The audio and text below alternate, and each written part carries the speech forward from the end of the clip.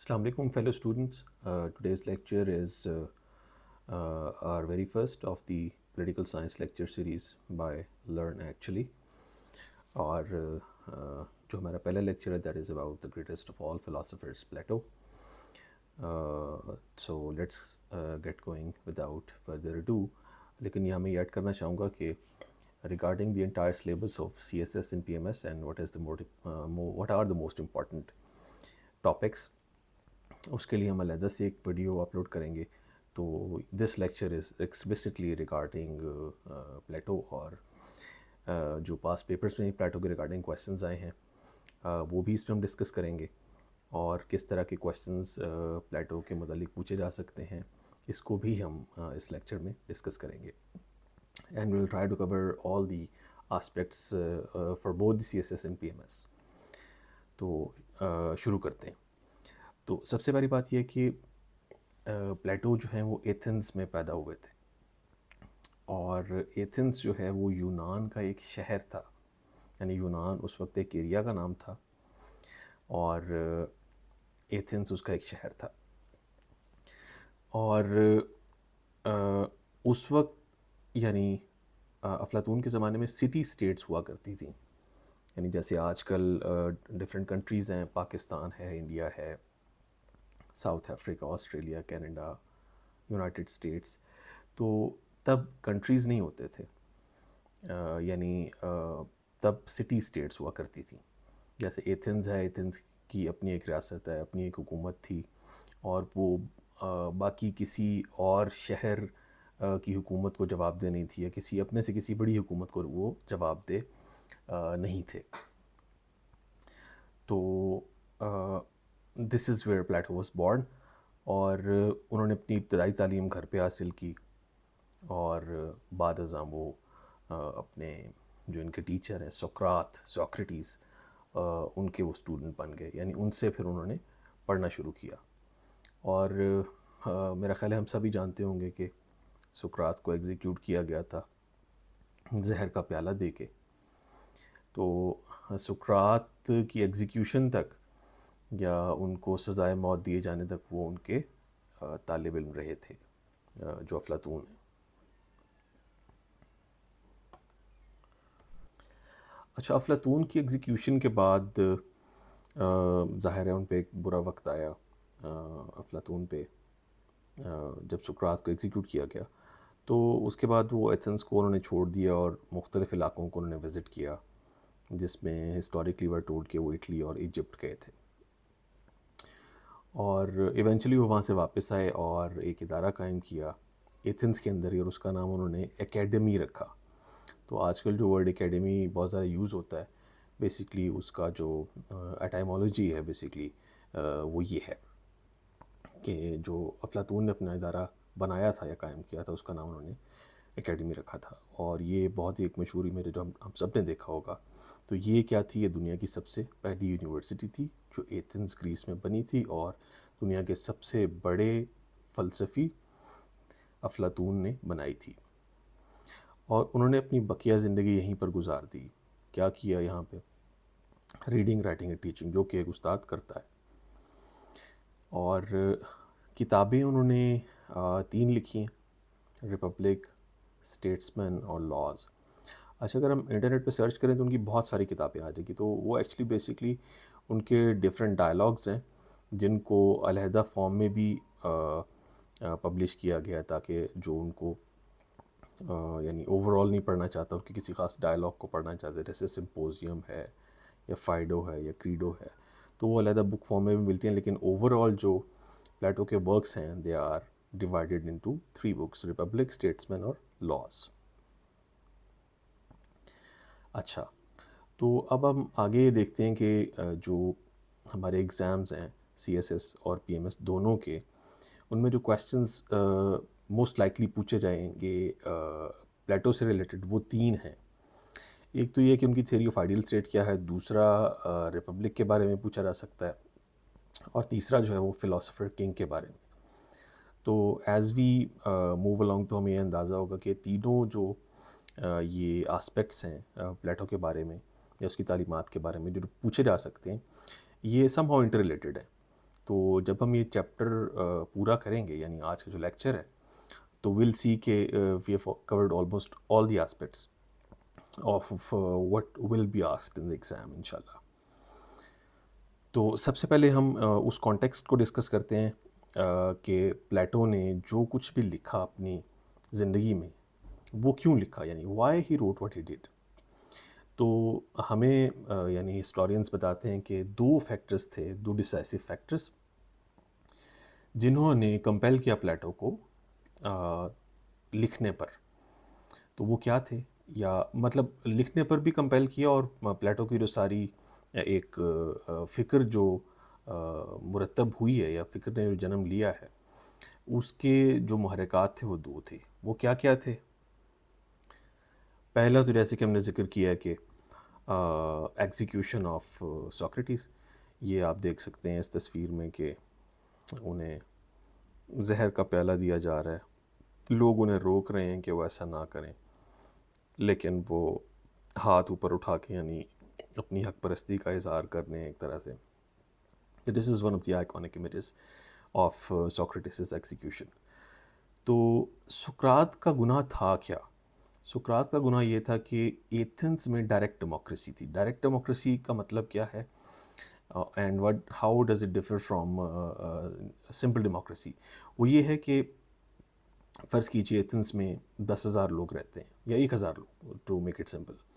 1,000 لوگ رہتے ہیں، تو کسی بھی لیجسلیشن میں، یعنی کوئی بھی قانون بنانا ہے، تو 1,000 لوگ ایک جگہ پر اکٹھے ہوں گے، سب اپنی رائے دیں گے. جن لوگوں کی رائے زیادہ کاؤنٹ میں ہوگی اور ان کی رائے کو تسلیم کر لیا جائے گا اور وہ قانون بن جائے گا. چھوٹے سے چھوٹا قانون بنانا ہے، یا بڑے سے بڑا کوئی آپ نے اپنے شہر کا حکمران الیکٹ کرنا ہے، تو سب لوگوں کی اس میں رائے شماری کی جاتی تھی. یعنی ایسا نہیں تھا کہ علاقے ایتھنز کے اندر علاقے ڈیوائیڈڈ تھے اور ان علاقوں میں علیحدہ علیحدہ سے قانون بنائے جاتے تھے، علیحدہ علیحدہ سے وہاں پہ انتخابات ہوتے تھے. نہیں، ایسا نہیں. پورے ایتھنز میں جو بھی آپ کی قانون سازی ہوگی، یا جو بھی کسی کی سلیکشن ہوگی، وہ تمام لوگ مل کے کریں گے. اس کو ڈائریکٹ ڈیموکریسی کہتے ہیں. جو ہمارے ملک میں رائج ہے وہ انڈائریکٹ ڈیموکریسی. انڈائریکٹ کیسے؟ کہ اب فرض کیجئے لاہور ہے، یا کراچی ہے، اسلام آباد ہے، یہ سٹی سٹیٹس نہیں ہیں، یہ کانسٹیچوئنسیز ہیں پاکستان کی. یعنی پاکستان پہلے تو 4 حصوں میں ڈیوائیڈڈ ہے، جو اس کے پروونسز ہیں، پھر پروونسز کے اندر سٹیز ہیں، اور سٹیز کے اندر پھر فردر جو ڈویژنز ہیں ریجنز کی وہ ہیں. تو ہر علاقے میں لوگ اپنا ایک نمائندہ منتخب کرتے ہیں. وہ نمائندہ پھر پارلیمنٹ میں جاتا ہے، اور وہ ہمارا ریپرزینٹیو بن کے ہمارے جو مفادات ہیں ان کا تحفظ کرنے کی کوشش کرتا ہے. ایتھنز میں ایسا نہیں تھا. ایتھنز میں سب لوگ جو ہیں وہ پوری ایک جو سٹی سٹیٹ ہے اس کے وہ رکھوالے تھے. سقراط نے جو گناہ کیا تھا وہ یہ تھا کہ ہی کرٹیسائزڈ دی ایتھینین ڈائریکٹ ڈیموکریسی، اور انہوں نے کہا تھا جی کہ یہ ایک کرپٹ سسٹم ہے. اور یہ وجہ بنی تھی سقراط کے ایگزیکیوٹ کیے جانے کی کہ یہ نوجوانوں میں گمراہی پھیلا رہا ہے اور انہیں یعنی غلط تعلیمات دے رہا ہے، جس سے ہمارا جو سٹی سٹیٹ کا سٹرکچر ہے وہ تباہ ہونے کا امکان ہے. تو ظاہر ہے جس وجہ سے سقراط کو ایگزیکیوٹ کیا گیا، وہ وجہ پلیٹو کو تو پسند نہیں آئے گی. تو as a result Plato became disillusioned with direct democracy which could not tolerate persons like سقراط. اور اس کے اندر ایک نفرت پیدا ہو گئی ڈائریکٹ ڈیموکریسی کی. یعنی کیونکہ ڈائریکٹ ڈیموکریسی ایک ایسا نظام ہے جو ان لوگوں کو برداشت نہیں کر سکتا جو اختلاف رائے کی جسارت کرتے ہیں. And as a result he gave his ideal state theory. اور پھر بعد میں انہوں نے جو اپنی آئیڈیل اسٹیٹ کی تھیوری دی تھی وہ ظاہر ہے that was in a way a critique on direct democracy. In other words, had Athens not execute Socrates, Plato would not have written the theory of ideal state. ظاہر ہے اگر وہ سقراط کو ایگزیکیوٹ نہ کرتے تو دیر آر چانسز کہ پلیٹو کبھی بھی اپنی theory of ideal state present نہ کرتے. دوسری بات کیا تھی؟ دوسری بات یہ تھی کہ پیلوپونیشین وار ہوئی تھی ایتھنز اور پیلوپونیز دو علاقے ہیں, دونوں یونان کے علاقے ہیں. I've just checked in Google Earth, تو ان میں 160 کلومیٹر کا فاصلہ ہے, درمیان میں سمندر بھی آتا ہے ان دونوں کے. دونوں گریک کے علاقے ہیں, ایک پیلوپونیش ہے, دوسرا ایتھنز ہے. ان دونوں میں جنگ ہوئی جس کو کیا کہتے ہیں, پیلوپونیشین وار. اور اس جنگ میں شکست کسے ہوئی, ایتھنز کو. تو دوسری ریزن یہ بنی, یہاں یہ غلط لکھا ہوا one, this is the second reason, جو کہ پلیٹو کو انفلوئنس کرنے والی تھی. It was the defeat of Athens at the hand of Sparta in Peloponnesian war. اچھا, there was monarchy in Sparta. Sparta جو فاتح تھا اس جنگ میں, وہاں پہ مونارکی تھی. سو ان a way direct democracy last the war against مونارکی. تو ہم یہ بھی کہہ سکتے ہیں کہ جہاں پہ ڈائریکٹ ڈیموکریسی تھی اس کو شکست ہوئی, اور جہاں مونارکی تھی ان کو فتح نصیب ہوئی. لہٰذا monarchy was a better system of administration یا system of government as compare to direct democracy. اچھا, یہ وہ کانٹیکسٹ تھا, یعنی سقراط کی ایگزیکیوشن اور پیلوپونیشین وار میں ایتھنز کی شکست, جب Plato was getting young and getting his thoughts together. اچھا, اس کانٹیکسٹ میں پھر پلیٹو نے جو تھیری پریزنٹ کی اپنی, تو وہ اس کے جو پوائنٹرز ہیں وہ یہاں پہ ہم نے 4 حصوں میں ڈیوائڈ کیے ہوئے ہیں. یعنی there are a total of 4 pointers to Plato's theory. یعنی یہ پلیٹو کی یعنی ساری تعلیمات نہیں ہیں, یعنی یہ وہ تعلیمات ہیں that are relevant to our syllabus, اور especially the political science syllabus, کیونکہ جو فلاسفی کا سبجیکٹ ہے اس میں بھی پلیٹو اس کا بھی پارٹ ہے, اور وہاں پہ جو کویشچنس پوچھے جاتے ہیں وہ ڈفرینٹ ہیں. پلیٹو کی آئیڈیالزم سے متعلق, یا تھیوری آف فارم سے متعلق, یا وہ جو اس کی کیو کی انالوجی ہے ویری امپورٹنٹ, اس سے متعلق. تو یہاں پہ will stay limited to these 4 sub topics of Plato's theory. اور وہ کہ ہیں justice, education, communism and philosopher king. These are in no way different from one another. یہ سارے انٹر کنیکٹڈ ہیں, انٹر لنکڈ ہیں. تو ہم سے جب کویشچن پوچھا جائے گا کوئی بھی ان ایگزامینیشن, تو وہ چاروں کو ہی کسی نہ کسی طرح سے ٹچ کر رہا ہوگا. کیسے, یہ ہم ابھی آگے چل کے دیکھ لیں گے.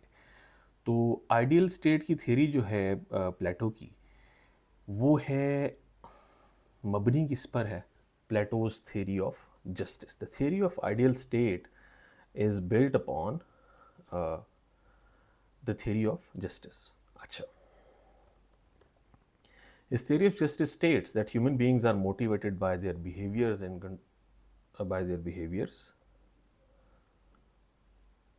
ٹھیک ہے, نہیں سوری, اس theory of justice states that human beings are motivated by their behaviors and وہ بیہیویئر جو ہیں وہ 3 انسٹنکٹس پر مبنی ہوتے ہیں. یعنی 3 طرح کے رویے ہوتے ہیں ہمارے. یعنی یہ جملہ اوپر ٹھیک نہیں لکھا ہوا, اینی ویز. تو وہ 3 طرح کے ہمارے کیا رویے ہیں یا انسٹنکٹس کیا ہیں ہمارے, جو جبلت ہے جسے بولتے ہیں. پہلی ہے لسٹ یا ایپیٹائٹ, دوسری ہے کریج یا اسپرٹ, تیسری ہے وزڈم یا ریزننگ. اچھا, اب اس کا تھیوری آف آئیڈیل اسٹیٹ سے کیا لنک ہے. تو یہاں پہ جیسے ہم نے ڈسکس کیا کہ تھیوری آف آئیڈیل اسٹیٹ جو ہے وہ کس پر مبنی ہے, جسٹس پر. اچھا, اور اب جسٹس کس طرح سے اپلائی ہوگا اور اس کے نتیجے میں آئیڈیل اسٹیٹ کیسے وجود میں آئے گی, یہ ہم نے آگے چل کے دیکھنا ہے. اس وقت یہ ڈائیگرام ہے جو ہمیں شاید سمجھ نہیں آ رہی, تو نہ ہم نے اس وقت اس کو سمجھنا ہے, اس کو صرف ہم نے دیکھنا ہے کہ 3 مختلف طرح کے لوگ یہاں ہمیں نظر آ رہے ہیں. ایک ورکرز ہیں, ایک سولجرز ہیں, ایک گارڈینز ہیں. تو یہ کلاس سسٹم وہ ہے جو پلیٹو کی آئیڈیل اسٹیٹ میں موجود ہوگا. اچھا, تو 3 کون سے ہمارے رویے ہیں, لسٹ ہے, کریج اور wisdom. According to Plato these 3 instincts exist simultaneously in every human being. افلاطون یہ کہتے ہیں کہ ہر انسان کے اندر یہ 3 رویے موجود ہوتے ہیں. یعنی اس میں لسٹ بھی ہوتی ہے, بھوک یا کریج بھی ہوتی ہے اس کے اندر, یعنی ایک ہمت, بہادری, اور وزڈم یعنی اس کے اندر عقل مندی اور دانش مندی بھی موجود ہوتی ہے. یعنی تینوں بیک وقت ہر انسان میں, دنیا کے ہر انسان میں موجود ہوتے ہیں. یہ تینوں رویے یا انسٹنکٹس. However, تاہم Plato says one of these three instincts is dominant. اچھا پلیٹو کہتے ہیں کہ تینوں موجود تو ہوتے ہیں لیکن ہر انسان کے اندر ان تینوں میں سے کوئی ایک ایسی جبلت ہوتی ہے جو باقی دو سے زیادہ ڈومیننٹ ہوتی ہے. He further says that majority of the people in society has lust as a dominant instinct. وہ مزید یہ کہتے ہیں کہ جو لسٹ ہے یا ایپیٹائٹ ہے وہ سوسائٹی کے لوگوں میں سب سے زیادہ ہوتی ہے، یعنی سب سے زیادہ لوگ سوسائٹی میں وہ پائے جاتے ہیں جن کے اندر لسٹ کا ایلیمنٹ زیادہ ہوتا ہے. دین کریج، اس کے بعد کریج کا نمبر آتا ہے. And the people with wisdom as the dominant instinct are the least in society. اور ایسے لوگ جن میں وزڈم پائی جاتی ہو یعنی دانش پائی جاتی ہو وہ ہمارے معاشرے میں بہت کم ہوتے ہیں. یعنی یہ ہماری ظاہر ہے ایک اپنی بھی آبزرویشن ہے کہ ایسا ہی ہوتا ہے کہ معاشرے میں جو دانش مند لوگ ہیں وہ بہت کم ہوتے ہیں، لسٹ فل بہت زیادہ ہوتے ہیں، کریجیس بھی اتنے زیادہ نہیں ہوتے لیکن لسٹ فل سے بہرحال کم ہوتے ہیں. And according to his theory of justice, the people with lust as dominant instinct are better suited to become artisans, and the courageous people are suited for military, and people with wisdom as dominant instinct are more suited to become rulers. اچھا اب ہم اس diagram کی طرف واپس آتے ہیں. وہ کہہ رہے ہیں جن کے اندر لسٹ زیادہ ہوتی ہے وہ آرٹیزنز یا ورکرز بنے اور جو ریاست کے جو کام کاج ہیں ان میں حصہ لیں، اور جو جن کے اندر کریج ایک ڈومیننٹ انسٹنکٹ ہے وہ سولجرز بنیں اور ریاست کی حفاظت کریں، اور جن میں وزڈم ہے وہ کنگ بنیں اور ریاست کی پر حکومت کریں. Now the question arises how to find out who is suited for what kind of job and who possesses which instinct. For this, Plato presents the theory of education. اچھا یہ تو ہم نے بتا دیا کہ ہر انسان کے اندر یہ 3 عدد انسٹنکٹس موجود ہوتے ہیں. اب ہم نے یہ فائنڈ آؤٹ کرنا ہے کہ کس انسان میں کون سا انسٹنکٹ ڈومیننٹ ہے، اور افلاطون کے مطابق اس کو پتہ لگانے کے لیے انہیں تعلیم دینا پڑے گی، اور یہاں سے ہم سیگوے کریں گے پلیٹو کی تھیوری آف ایجوکیشن پہ. اچھا پلیٹو نے جو ایجوکیشن کا ایک پورا جو روڈ میپ تیار کیا ہے اس کے 3 سٹیجز ہیں. پہلا سٹیج تو یہ ہے کہ جس دن بچہ دنیا میں آئے گا اس دن سے لے کر یعنی birth the day he is born to 20 years of age. اچھا دوسری فیز ہے وہ 20 ٹو 35 ایئرز آف ایج یعنی 15 سال کے لیے ہوگی، اور آخری 15 سال یعنی 35 سے 50 سال کے درمیان تیسری فیز آئے گی. تو ہم یہاں دیکھ سکتے ہیں the first phase begins at birth and lasts till 18 years of age. تو پہلی فیز جو ہے وہ پیدائش سے شروع ہو کر 18 سال کی عمر تک جاتی ہے، لیکن this phase is subdivided into 2. وہ کیا ہے؟ برتھ سے 6 ایئرس تک اور پھر 7 سے 18 ایئرس تک. اچھا in first phase the child shall be taught and nourished by the state appointed mothers, not the actual mothers. یہ بڑا امپورٹنٹ پوائنٹ ہے کہ بچے کی جو نگہداشت ہوگی یا اس کی جو ضروریات پوری کی جائیں گی یا اس کی جو پرورش کی جائے گی وہ اسٹیٹ اپوائنٹڈ مدرس کریں گی، نہ کہ بچے کی وہ ماں جس نے اسے جنم دیا. اور 6 سال کی عمر تک وہ کریں گے کیا؟ she'll narrate stories of Greeks bravery, courage and war victories. وہ بس اس کو کھانا پینا کریں گے، اس کے ساتھ کھیلیں گے اور ان کو یہ کہانیاں سنائیں گے جس میں گریکس کی بہادری اور ان کی جو جنگوں میں فتوحات ہیں، اس طرح کے قصے کہانیاں. اچھا جب بچہ اپنی زندگی کے 6 برس مکمل کر لے گا اور وہ 7ویں سال میں انٹر ہوگا تب کیا ہوگا؟ From 7 years onwards the child will go to school. پھر وہ اسکول جانا شروع کرے گا. During this time the child will be taught music, literature and he shall also be taught gymnastics. Music پڑھایا جائے گا بچے کو، ادب پڑھایا جائے گا، اور فزیکل ایکٹیویٹیز میں اس کو کیا پڑھایا جائے گا؟ Gymnastics. The music and literature will be censored. Music اور لٹریچر کا یہ مطلب نہیں کہ جو مرضی پڑھا دیا جائے، بلکہ وہ لمیٹڈ ایکسٹینٹ میں پڑھایا جائے گا. Only the music and literature will be taught that will create a sense of patriotism, sense of loyalty towards the Greek state. तो सिर्फ वो म्यूज़िक पढ़ाया जाएगा और वो अदब पढ़ाया जाएगा जो बच्चे के अंदर हुब्बुल वतनी पैदा करे और लॉयल्टी पैदा करे किसकी तरफ, टूवर्ड्स दी ग्रीक स्टेट, यानी रियासत की तरफ. And gymnastics here explicitly means military sports. और जिमनास्टिक्स में क्या होगा, मिलिट्री स्पोर्ट्स होंगे like the horse riding, sword fighting, duels. और gymnastics will strengthen his physical organs and will train him for military. और ये सारे जो जिमनास्टिक्स हैं ये क्या होंगे, ये उसको मिलिटरीली ट्रेन करेंगे, फिजिकली मजबूत करेंगे और उसकी ज़हनी सलाहियतों को भी उभारें. और जब बच्चा 18 साल का हो जाएगा फिर क्या होगा, there shall be a pretty long examination spanning 2 years. फिर 2 बरस पर मुहित इम्तहान होगा. ऐसा नहीं जैसे आजकल 1-1.5 हफ्ते में ही सारे इम्तहानात हो रहते हैं. 2 साल इम्तहानात होते रहेंगे. और इम्तहानात में क्या होगा, during 19th and 20th years special focus will be on military training, and through military training there will be an examination, and the examination will be practical. 19वें और 20वें साल में उनको जो है मिलिट्री ट्रेनिंग दी जाएगी और उसके आखिर में एक प्रैक्टिकल इम्तहान होगा.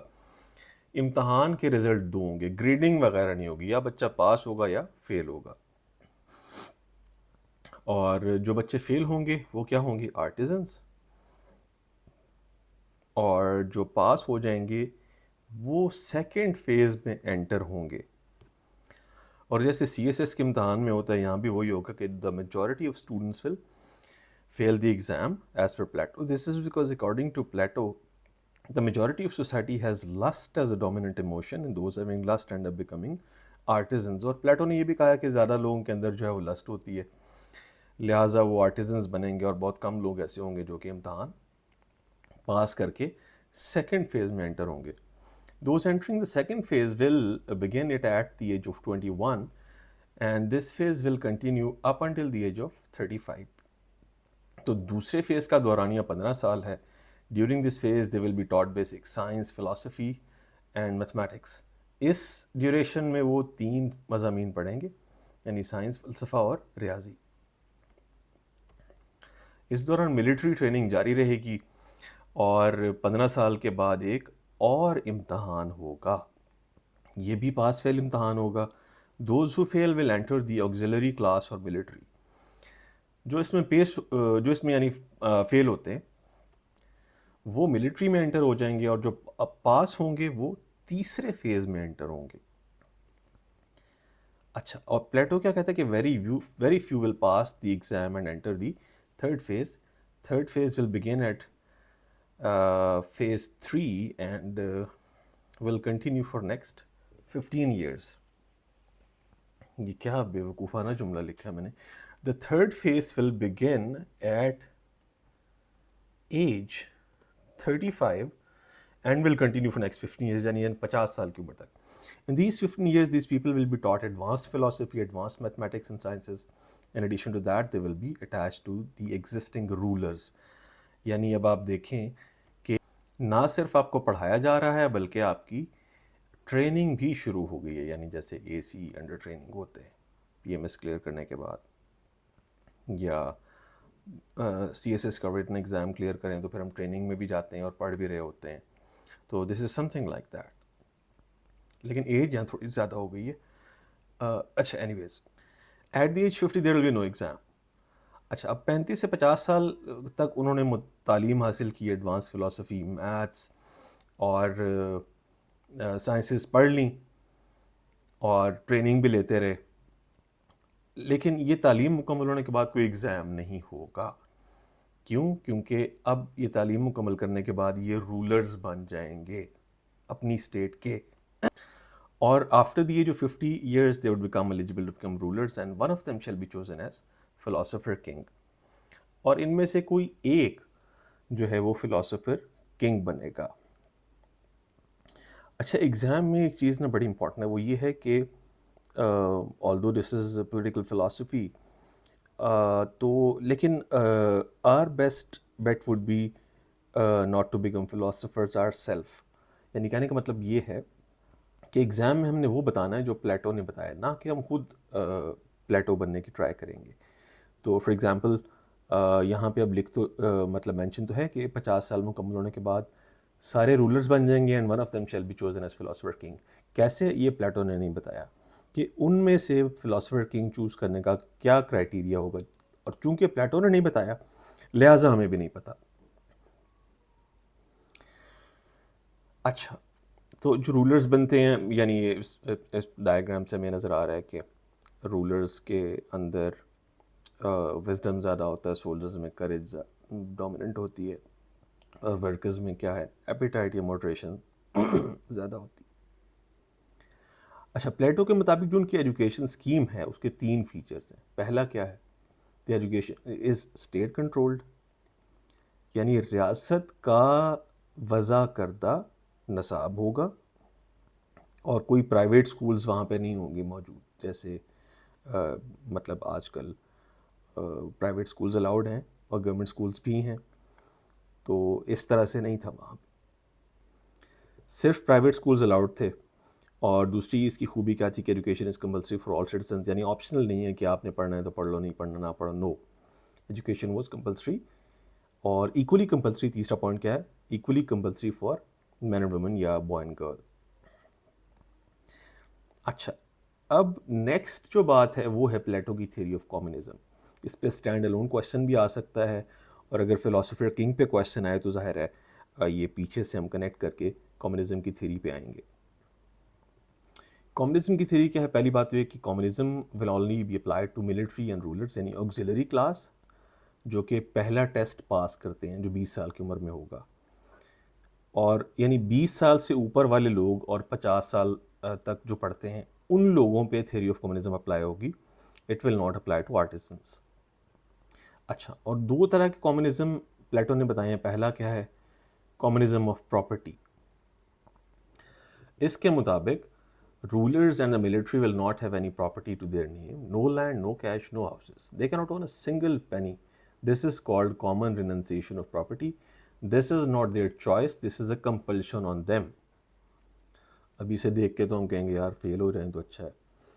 تو اینی ویز، کیونکہ یہ دیکھیں نا، اب یہ کمپلشن ہے کہ آپ جب ملک کے محافظ بن رہے ہیں تو آپ نے ان یعنی یہ چھوٹی چھوٹی چیزوں کی طرف توجہ نہیں دینی کہ آپ کے پاس پلاٹ ہونا چاہیے، کوئی لینڈ ہونی چاہیے جہاں پہ آپ فارم ہاؤس بنائیں، یا 2 کنال کا گھر بنا کے رشتہ داروں کو نیچے دکھائیں، یا اپنے اکاؤنٹ میں بہت سارے پیسے رکھ لیں اور عیاشیاں کریں، یا اپنے بچوں کے لیے کوئی لندن وغیرہ میں یا کہیں اور کو فلیٹس وغیرہ بنا لیں. ایسے نہیں، دے کی ناٹ اون سنگل پینی.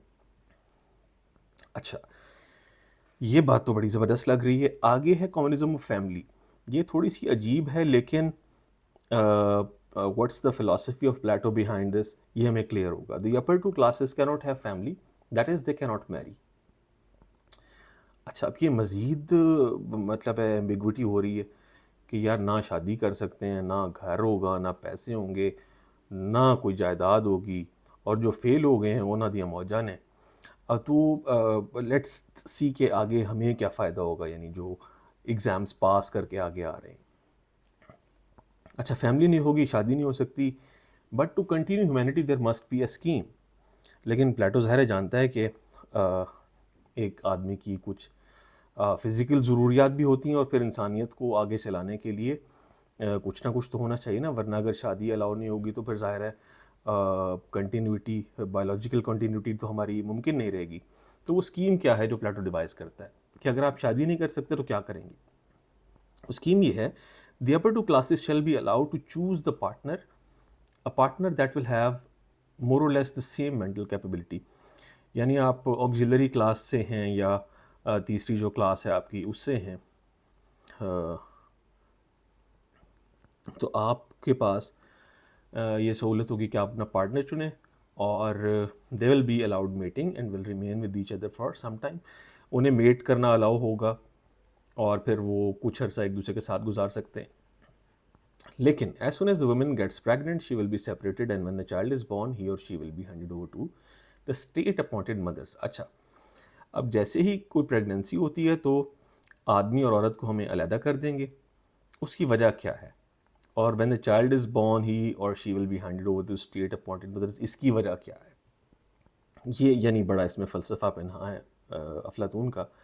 وہ کہتا ہے کہ فادر کو پتہ نہیں ہونا چاہیے کہ وہ کس بچے کا باپ ہے, نہ ہی ماں کو پتہ ہونا چاہیے, اور نہ بچے کو پتہ ہو کہ اس کا باپ کون. اب اس کے پیچھے کیا وزڈم ہے؟ This is very important. Both the father and mother will not be able to find out who their child is, and in this manner the mating will continue. Kids will keep getting born, will keep being handed over to the state, and this is called common ownership of the family.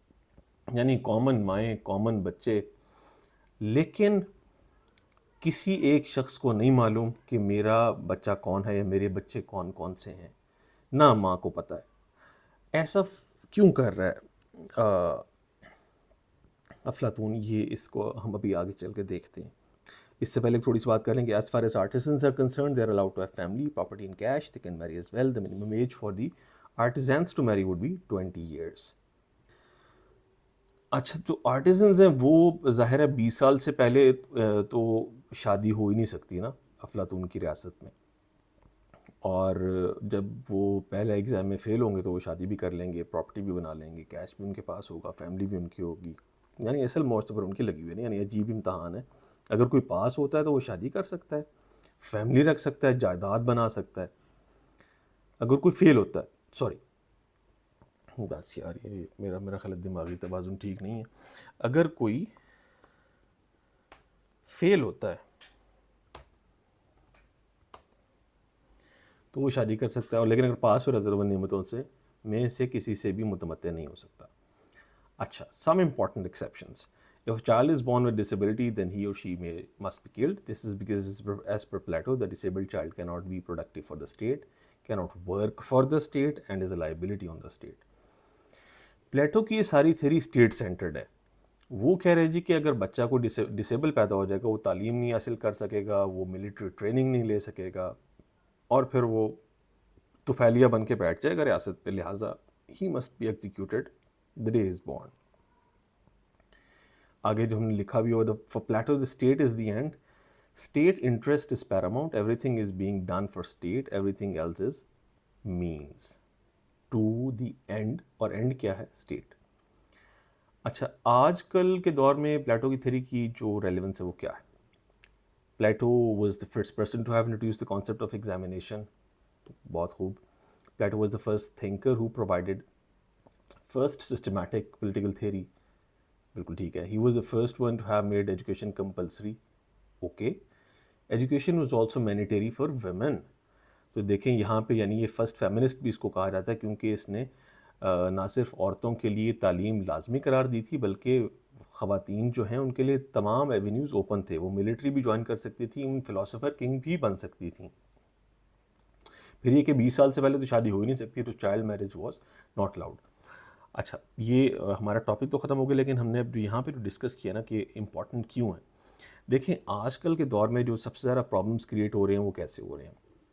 یعنی ڈائنیسٹک politics دیکھیں ہمارے ملک میں بھی ہو رہی ہے کہ ایک ہماری جیسے پیپلز پارٹی ہے پاکستان میں, یا پاکستان مسلم لیگ ہے, 2 پارٹیز ہیں, تو اس میں ان میں ڈائنیسٹک پالیٹکس چلتی ہے. یعنی پہلے ذوالفقار علی بھٹو تھے, پھر ان کی بیٹی آئیں محترمہ بے نظیر, پھر ان کے بعد بلاول بھٹو آ گئے. اسی طرح سے نواز شریف صاحب کی فیملی بھی کنٹینیو کر رہی ہے اپنی سیاست اپنی فیملی کے ساتھ. تو پلیٹو کے خیال میں یہ کرپشن کی ایک بنیاد ہوتا ہے کہ آپ اپنی اولاد کو اپنا اقتدار سونپیں. تو وہ اس آئیڈیا کو ویسے کل کر دیتا ہے کہ آپ کی اولاد نہ ہوگی, نہ آپ اس کو اقتدار سونپنے کا سوچیں گے, اور نہ آپ کرپشن کر پائیں گے. یعنی وہ کرپشن کو ختم کرنے کے لیے کوئی لیکچر نہیں دے رہا کہ یار گناہ ہوتا ہے, بڑی غلط بات ہے, نہیں, وہ اس کا چانس ہی ختم کر رہے ہیں. اچھا اسی طرح سے انہوں نے یہ بھی پابندی لگا دی ہے کہ آپ کو الاؤڈ نہیں ہوگا پراپرٹی بنانا. تو دیکھیں اب یہ بھی یعنی پرسنل پراپرٹی جو ہے وہ اگر کوئی بناتا ہے تو یا اپنے لیے بنائے گا, اپنی عیاشی کے لیے, یا اپنے بچوں کے لیے, یا اپنے فیملی ممبرس کے لیے, یا اپنے ریلیٹیوز کے لیے، تو یہ آئیڈیا بھی پلیٹو یہاں پہ کل کر رہا ہے. تو اگرچہ یہ قابل عمل تو نہیں ہے دور حاضر میں، لیکن آپ یہ دیکھیں کہ یہ جو آئیڈیاز ہیں، یہ آئیڈیاز تو مینز ہیں، ان کے اینڈز کیا ہیں؟ اینڈز یہ ہیں کہ کرپشن نہ ہو اور ریاست جو ہے اس میں بسنے والے شہری ایک بہترین زندگی گزار سکیں. اچھا، اب پلیٹو نے جو آئیڈیاز بیسکلی دیے ہیں ان کو ہم کسی اور فارم میں ایگزیکیوٹ تو کر سکتے ہیں. یعنی مثال کے طور پہ ایک آئیڈیا یہ بھی دیا جاتا ہے کہ آپ جو الیکشن میں اگر کوئی نیشنل اسمبلی میں سلیکٹ ہو کے آتا ہے تو اس کے اوپر کچھ ایسی پابندیاں لگیں کہ وہ اپنی جائیداد نہ بنا سکے. لیکن چونکہ ہمارا جو کرنٹ کیپٹلسٹک اکنامک سسٹم ہے اس میں تو یہ ہے کہ ظاہر ہے سارے فنڈز ہمارے نیشنل اسمبلی کے ممبرس کے پاس جاتے ہیں اور وہ پھر ڈسپرس کرتے ہیں، تو ظاہر ہے پھر اس میں ساری کرپشن کی پاسبلٹیز ہیں. تو یہاں پہ ہم جو روک سکتے ہیں وہ صرف واز دے کے اور لیکچر سنا کے، کوئی اللہ میاں سے ڈرا کے اپنے سیاستدانوں کو دعائی دے سکتے ہیں کہ یار ہم پہ ترس کھاؤ. اور یعنی اس کو ہم نے سسٹمیٹائز نہیں کیا ہوا. There are a lot of مطلب رومز فار امپرومنٹ. وہ کیسے ممکن ہے، that is topic for another lecture انشاءاللہ. تو تھوڑا سا پاس پیپرس کا انالیسز ہم دیکھ لیتے ہیں. This is for I think P M S exam. C S S کے لیے ہم ایک الگ سے ایک چھوٹا سا ایک ایڈ کر دیں گے اس میں chunk, that's not here at the moment. تو 2012 میں آئیڈیل اسٹیٹ کے بارے میں پوچھا گیا ہے، اور پھر critically examine platters ideal state. یہ ریپیٹ ہوا ہے کویسچن. آئیڈیل اسٹیٹ کیا ہے؟ وہی ہے جہاں پہ جس کو ہم نے یہاں پہ دیکھا ہے کہ جہاں پہ لوگ اپنے اپنی جگہ پر کام کر رہے ہوں، اور اپنی اپنی جگہ پہ کیسے کام کریں گے، وہ تعلیم انہیں دی جائے گی اور ان کی پھر وہ اس طرح سے ٹرائفیکیشن ہوگی، یعنی ڈویژن ہو جائے گی لوگوں کی. جو آرٹیزنز ہیں وہ آرٹسٹری کریں گے، جو آکسیلریز ہیں وہ ملک کا دفاع کریں گے، اور جو سب سے زیادہ وزڈم رکھتے ہیں وہ حکومت کریں گے. اچھا، اور آخری Plato's concept of justice. Justice میں بھی یہی آتا ہے کہ وہ لوگوں کو ان کی جو رائٹ پلیس ہے وہاں پر اپوائنٹ کیا جائے. فلاسفر کنگ آپ دیکھیں کہ سارے کویشچنز اگرچہ ڈفرینٹ ہیں but they all are interrelated. ایک طرح سے انٹر ریلیٹڈ، یعنی ہم نے جو ٹاپک ڈسکس کیے ہیں چیزیں ٹاپک میں، یہ سب ان سے کنیکٹڈ ہیں. یعنی ہمارا جو اوور آل لیکچر ہے that caters to all these questions that have been asked in past papers. تو this is our lecture 1. اور نیکسٹ لیکچر ہمارا انشاءاللہ ارسطو پر ہوگا جو کہ ان کے شاگرد تھے، اور hopefully will be able to cover the entire syllabus for CSS and PMS within the coming month. تو امید ہے آپ کو یہ لیکچر سمجھ آ گیا ہوگا.